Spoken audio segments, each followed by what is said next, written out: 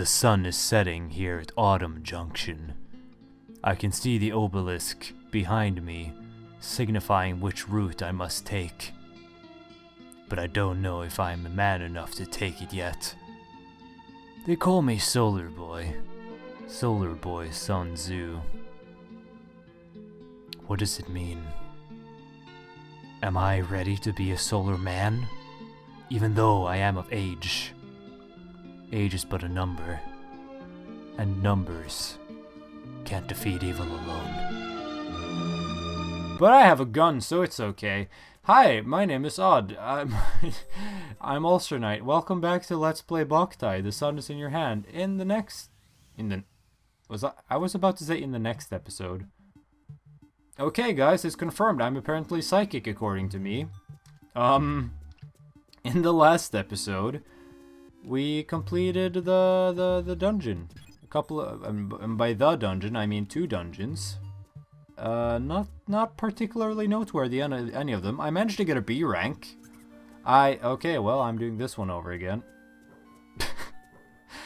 Oh my gosh, dude. When am I gonna learn to properly, like, use the look command in, like, appropriate areas and spots? Because I clearly haven't learned anything yet from the, like, 18 times that I've been spotted. Jeez, man. Okay. Yeah, last episode that we dungeons happened. In this episode, probably more dungeons. I mean, I'm in one now, so there's definitely more dungeons. How many more? I don't know. Maybe 2. I reckon 3 tops.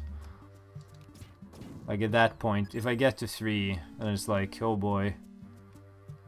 Those dungeons sure must have been short. Now then.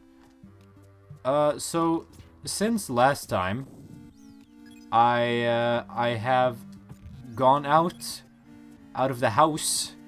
Yes, a rare occurrence for me, I know. I've gone out of the house, out of my comfort zone. That's not entirely true. But I have been to the cinema. And I love going to the cinema. And I hadn't been to the cinema in a while due to, like, schoolwork and exams that I had to focus on. And not movies. And there was this one movie that I wanted to see for a while, but I hadn't gotten around to yet. And I'm a bit late to the party, I realized this. It's like a month after it was released here. But I saw Fantastic Beasts and Where to Find Them. You may not know this, but gosh dang it, dude. Are you kidding me? Die! Jesus. Okay, I'm sorry if I freaking blew up your ears there. I'm just getting a bit mad at myself for always being spotted. Even when I think I got everything under control, I clearly don't. Jeez, dude. Okay, so I watched Fantastic Beasts and Where to Find Them. I didn't really go in with any expectations. I was a big Harry Potter fan growing up, so I didn't quite know what to expect. So I just went into the theater with, like, no expectations. Except for, okay, I've heard that people like this movie, so if nothing else, I'm hoping that it's a good movie, or, like, an entertaining little film. And as it turns out, I really liked it. It's, I mean, it's not Harry Potter. We're not there. We're not up there, for me. But I still found it really, really enjoyable. It's just like a fun time. A little adventure film, in a way. Like, my favorite part of the movie was Dan Fogler as the most fantastic beast of them all, freaking Jacob Kowalski, who was just this lovable goof. He wasn't even that much of a goof, honestly. It was just like, he was a relatable character. He was like the audience character, but not in a forced way. So, because, I mean, I don't want to spoil. I'm a bit, like, I'm trying to tiptoe around spoilers here. But he has good character development. He is a likable guy. He's like a comedic sidekick and an audience character, and those things usually don't have, like, the best connotations, but somehow, I don't know, they just made it work. Dan Fogler was a lovable oaf in that movie, and freaking almost even brought out some tears by the end. It's yeah, it was a damn good time. And all the freaking creatures as well, the beasts, were a good time. Well, most of them. They were, like, either adorable, like, either you wanted to own half of them, or you wanted to never ever see one, or like you regret all the wishes you made as a child, wishing that the Harry Potter universe was a real place, that you lived in the Harry Potter universe. It was like either or, I reckon. But overall, damn good time. If nothing else, damn good time. I enjoyed myself. And, I mean, the only thing I didn't really like about the movie that I found a bit disappointing was the villain. And also, like, the big old plot twist closer to the end. Which, obviously, not gonna say that. But, didn't enjoy that very much. Ooh, knife solar gun frame. What's that about? Oh, yeah, I forgot about this. This is like, look. It's a little minigun that fires in bursts. My solar nut gun can fire in spurts. If it hits ya, it's gonna hurt. Huh! Solar boy. Sun Tzu. He's the biggest of the bunch. No, I think he's a pretty small guy. He's boy. He is like characterized as a boy, so, or described as one. So I'm not sure if big would be the right word. Anyway, we're in a cemetery. It said that it was a ruined cemetery, and I don't know. I think this seems like a pretty, damn upstanding cemetery. Not much that seems very ruined about this, if you're asking me. It's very orange, and all the graves seem to be comprised mostly in blocks, which is weird. But no matter, it's a cemetery nonetheless, and I would not categorize it as a ruined one. So I don't know who translated this, don't know who wrote this name, but I don't agree with him and or her. And now you know. Now you know my controversial stance on this, on the name of this dungeon, this undead ass dungeon. I guess it makes sense that there's a lot of undead foes in an area called, referred to as a cemetery. That's probably the most likely place, or the place where you'd expect there to be a bunch of immortals. Not all of these other places, like, what was it? Like, the house of the, or gate of the dead, I mean. I'm gonna assume that the gate of the dead was just a normal gate at some point in time. And then it just got a bad rep because of all these dead folks wandering in. But still, things like what was it, like the ancient, shit, what was it? A place where you keep weapons. I know what it's called, but I can't remember it right now. Ancient, armory or something? It wasn't armory, but whatever. Point is, not a place where you'd expect there to be immortals, but here, ma'am, immortals, or undead rather, not immortals. Mortals are bosses that we fight. Not the regular enemies. Now then, let's carry on. Who, like, what there are lots of chests in here. Don't know who left all their shit in a cemetery. I personally would never trust my shit to be in a cemetery. Now, this is a bit of a tricky one here, because you see, oh look, it's the end of the dungeon, isn't it? No, we haven't defeated the undead danger here yet, so we have, per definition, not completed the dungeon. And I believe the undead is down those stairs, actually. Yep, there it is.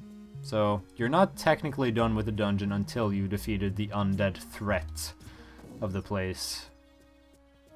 So, oh no! It's a new enemy! It's the chest enemy. It's like that fucking thing from Tales of Symphonia that absolutely destroyed my anus hole when I fought it. I'm still gonna go back and fight that one day. It's not today. It's not tomorrow. Because I have work tomorrow. But, like, one of these days. I swears it. Oh, we got a new grenade thing also. Flash knocks undead unconscious. Very useful. I don't, looking back at it, I've said that I never used grenades when I was a kiddo when playing through this game, and that seems very weird because these things are so useful. You can kill them in one shot with a bomb thing. You can stun them with the flash grenade. It's just like, it's just helpful, Also, But yeah, we got another one. I was going on a tangent, so it was a bit hard to derail from that. But change, yeah, turns chlorophyllone into like solar bugs, the ones that restore your solar gauge, or not solar gauge, but the battery on your solar gun. That's what I was trying to say. Now then, here's a sneaky one. Defeat all the enemies without being found. Can you do it? Can I do it? Probably. Unless I suck butt through a straw at this. But I shouldn't. Main thing being shouldn't. Now then. Once again, oh, before he notices, before he wakes up again. What we should be careful about here is that, they are everywhere, aren't they? Jeez, there's like literally no escape for me now. Okay. We're in trouble. There we go. No, I don't care. Don't care about the damage taken. Oof. There we go. And then kill this guy. Boom. Oh man, that flash grenade really saved me. Saved me in a pinch. Happy about that. I'm happy. Yeah. That's pretty good. I'm not happy about the ranking I got. But then again, I'm never, because the ranking system is not fair. It's rigged against me. You know, thinking about it, I don't know what these pressure switches did. Or in this battle, but I guess I'll never know now. Unless I replay it at some point. I probably will replay this game again sometime later in life. Maybe. I don't know. Who cares? Now then, we have completed the dungeon, so now I don't have to care about being spotted. Because I've got my ranking. And I'll live by it. As you can see also, forgot to mention this, but now we can teleport back and forth. And we couldn't do that until we completed the dungeon. So, that's good. Now then, here, you may notice, it's called Byroad of the Beasts, which is a beastly fucking name for a place. But also, we have a straight route ahead to the volcano over yonder. First, though, you may also notice there's like one of those black squares here to the east if we keep walking, but there's no road there. What's that about? Oh, look at this. Django could walk after all through grass, as it turns out, but really only this patch of grass, like no others. This is the Azure Sky Tower. Thanks for saying that again. Thanks for repeating what I just said, Otenko. The legend of the moon's protector, the silvery white knight who slayed the demons, is said to have taken place here. The knight is known as the Moon Guardian, and also as the Guardian of the Sword. They say the sword is still here, on the top floor of the tower. Many knights have died in this tower in search of that legendary blade. That such a place should succumb to the sickness of Istrakan. The place is likely crawling with undead. Still want to enter? Oh, heck yeah, bro. However, we literally can't do that because there's whatever. There's flame and ice in the way. You'd think that one of them would have an effect on the other, considering how close they are to one another, but no. We can't do anything about that. So, we're heading northeast rather. And, ooh, things just got spicy, didn't they? Things just got windy and silent and non-musical. And this place is called Baking Hill. I'm thinking that is because of its proximity to the volcano over yonder. Now then, I don't know if I wanna... I sort of want to go through another dungeon, but I have to go all the way over there to do it. Because I can't start on the Immortal Dungeon this episode. That's just gonna be weird, I think. I will see you on the other side of the map. Yep. Whoop.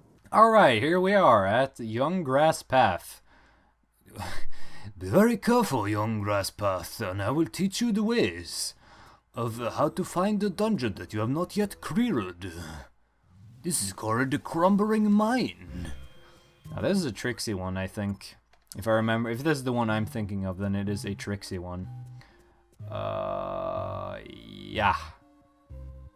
Yeah, I think so. Something died also. Oh, yeah. You know what? I'm gonna have to go out of this room and turn off the sun for a bit. Because there's a trick here. As I said, this is a tricksy one. So I'm gonna have to be a bit tricksy myself. Now then, speaking of things that are tricksy or weird or, wait, jogging? Did somebody say jogging? Wow, that's weird. Guess what I did the other day? This totally sounded like a humble brag, isn't it? Gosh. Alright. Anyway. So, my entire life, up until, like, I think 3 days ago, has consisted of me sort of, you know, just going through the motions, doing my best, or at least I like to think so. However, yeah, and also never been a big fan of jogging, ever. I, in fact, have always hated jogging. As far as I can remember, ever since I was a child, never liked jogging. Running is fine. Walking is very fine. I actually gotten really into walking lately, just going for walks. But 3 days ago, I just woke up one morning, looked out the window, like, oh man, we got like -2 degrees Celsius here. Also, you gotta activate the solar sensor just at the right time. Hold on. There we go. So we can walk over and push the switch over there. Yeah. So I woke up one cold winter morning 3 days ago and was like, I just looked out the window and thought to myself, I should go for a jog today. Oh, dude, we got an up. Oh, yeah, that's hecka good. I was about to say hella and then it said hecka, and then I realized that sounds even dumber. I apologize. That is damn good. Lance, one step above what we already have in shotgun. The latest in shotgun frame technology. Or burst technology, rather. So just woke up 3 days ago, just looked out the window, said, you know, today would be a nice day for a jog. And then I went out jogging, and it was painful and awful, but I did it again 2 days in succession, and, well, I'm probably done with that part of my life now. But, I don't know, it feels good in the aftermath. It feels good when you're done jogging. It feels like I can reward myself. It's an awful, awful mindset to have, but it feels like I can reward myself with, like, oh man, I can have candy tonight, because it's, it's Saturday, and I'm not one of those rebel kids who has candy when it's not the weekend. I can actually reward myself with some candy and not feel so too bad about it. Which I mean, as I said, awful mindset, because the point of exercise is to get rid of the fat and the stuff. But that just sort of negates that, doesn't it? No matter. Here's the trap. Defeat all the mummies. Yes, my favorite. Now, these are blue mummies. What does that mean? Not that much, honestly. Just be sure to not get too... Oh, jeez, I'm on fire. I'm on fire. That's... Oh, jeez. Everything... Bombs? Oh, God. They're all on fire. Let's just watch how this, like, unfolds, right? Oh, look at them over there. They're having the time of their lives. So the thing that triggers the fire here is when they step on those switches, which is why it just sort of suddenly triggered for me. Or is it just one random one? Yeah, it's one random one. Okay. That's no good then. Let's just defeat this guy the old-fashioned way. I don't have time for this trickery, I don't think. Come on. Come on. There we go. Dead. Woo! Ah, that's what I'm talking about, my laddies.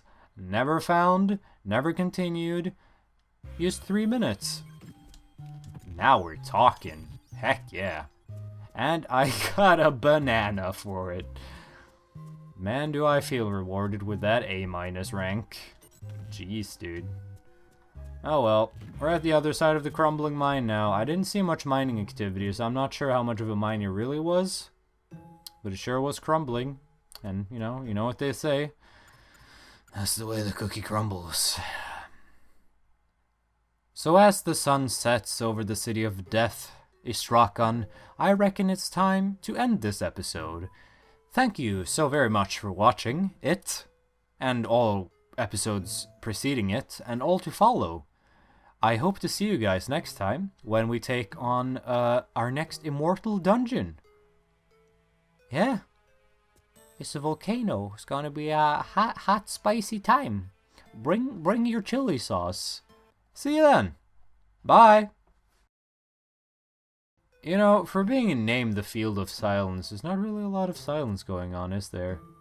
There's music here. It wasn't music over there, like to the east in one place, but that wasn't called the Field of Silence, or the Path of Silence, or the Path of Shutting the Hell Up. It's weird, man. It's weird.